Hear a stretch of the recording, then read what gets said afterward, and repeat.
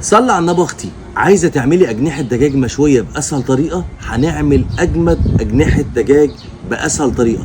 بس قبل ما نعمل الدجاج هعرفك ازاي نشيل الزفاره من الاجنحه ومن الدجاج ذات نفسه. اول حاجه نعملها في الجناح ده ان احنا نشيل الضفر ده لانه بيبقى زفر جدا ملوش لازمه. بعد كده اختي بتفصلي الجناح على 2 زي ما انت شايفه عشان يبقى سهل التسويه معاكي وتبقى قطعه كتير، يبقى زي الشيش بالظبط، وتشرطيه كده عشان التتبيله تخش جوه. اختي يلا بينا اختي بقى نعمل محلول النقع للفراخ وللأجنحة ولأي حاجة ليها علاقة بالطيور. المحلول بيقول ايه؟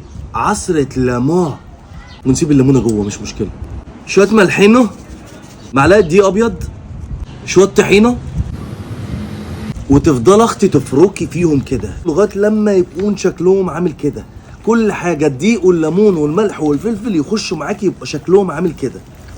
الدقيق يوصل لكل حتة هو والطحينة والملح والليمون، ده شكلها.